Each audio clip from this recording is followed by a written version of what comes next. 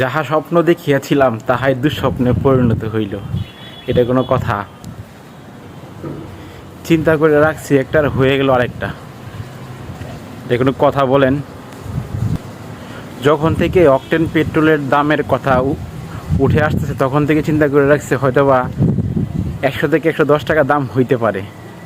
এটা দুঃস্বপ্ন হয়ে গেল। এটা কোনো কথা হইল? শুধু আমি না, প্রত্যেকটা বাইক লাভার যারা আছে, যারা বাইক ইউজ করে এবং যারা বাইক প্রেমী, তো তাদের সবারই চিন্তা ছিল একটা, যে যেন অকটেন পেট্রোল দামগুলো যেন মিনিমাম 100 থেকে 110 টাকার ভিতরে চলে আসে।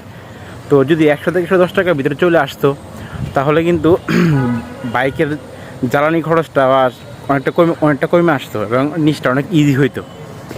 তো এই চিন্তা করে স্বপ্ন দেখছিলাম, স্বপ্নটা দুঃস্বপ্ন হয়ে গেল। যাই হোক, চিন্তা করে লাভ নাই, টেনশন করে লাভ নাই। যতটুকুই কমছে 5 টাকা 6 টাকা, যতটুকুই কমছে এতটুকুই লাভবান।